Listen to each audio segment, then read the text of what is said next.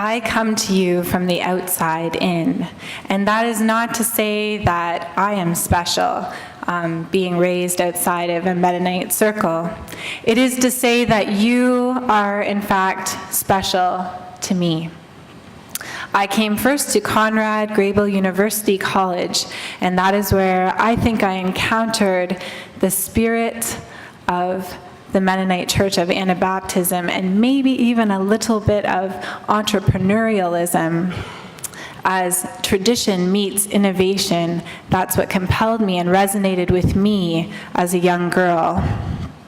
Today I want to talk a little bit about entrepreneurialism, about the entrepreneurial spirit and the church, how these two belong together and how they are different. Entrepreneur can be understood in a variety of ways. It comes from an old French word, entreprendre, merci beaucoup, Old French, as either a go-between, as in Marco. Oh. Nice, good. You know the poolside game. He was the first example we have of an entrepreneur. A go-between, someone who would sell goods along the Silk Road. He was a merchant adventurer from Venice to China.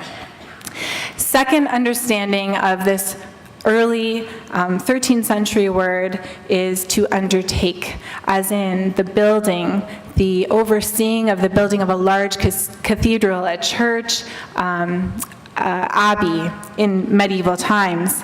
And interestingly enough, this undertaking was often done by a person in clergy, a priest. So what? I am not an entrepreneur. What do I have to bring to you, say to you today? I come from Floridale, as you heard. I have been at Floridale Mennonite Church for 6 years, almost. Out of 250 members at Floridale Mennonite Church, around 50 or so are entrepreneurs.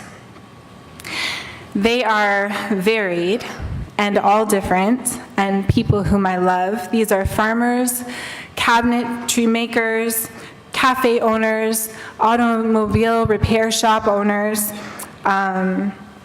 They do amazing things with ironwork and modular buildings and all sorts of varied works.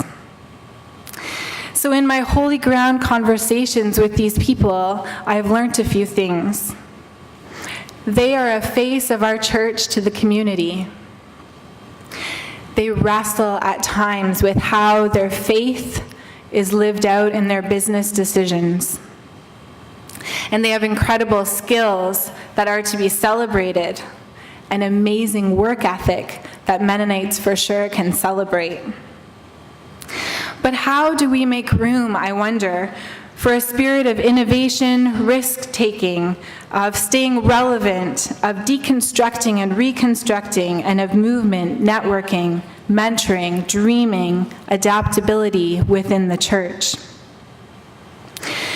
I had a professor at Conrad Grebel who taught me that in order for faith to remain relevant, it must speak to our area of study. And in order for our area of study to remain relevant, it must speak to our faith. I see this in the same sense with entrepreneurialism. Faith shapes the entrepreneur, but the entrepreneurial spirit must also shape our churches. This may not seem like a difficult question for many of you. I don't know all your contexts. But for us at Floridale, we sometimes grapple with it. As we consider lower numbers, or our slates being left a little open, or Sunday school down, as we begin to question these holy ground things, how can a spirit that breaks new ground enter our thoughts and minds? How do we understand the functioning of our church council? Is it to lead or is it to listen? And people at Floridale, with all its entrepreneurs, are divided on whether business has a place in the church. And so this is one that we are grappling with. This spirit is not limited, of course, to entrepreneurs. Some entrepreneurs in this room may be, in fact, falling asleep. A spirit that deals with big picture strategizing is one that also moves outside of entrepreneurs. When we come to sermon writing, to scripture, to teaching, we are led by God's Spirit to find a new spin on ancient stories, a nuance, a new angle to make things new. At Floridale, we often ask the question at council, how do we remain faithful to God? What if our faithfulness looks like a spirit of innovation, of staying relevant, of movement, of networking outside of our walls, of mentoring, of dreaming, of adaptability? A spirit that walks the tension maybe between tradition and innovation, between maintenance and movement, between modesty and championing our own causes, our own dreams, our own ideas. I will leave you with a quote.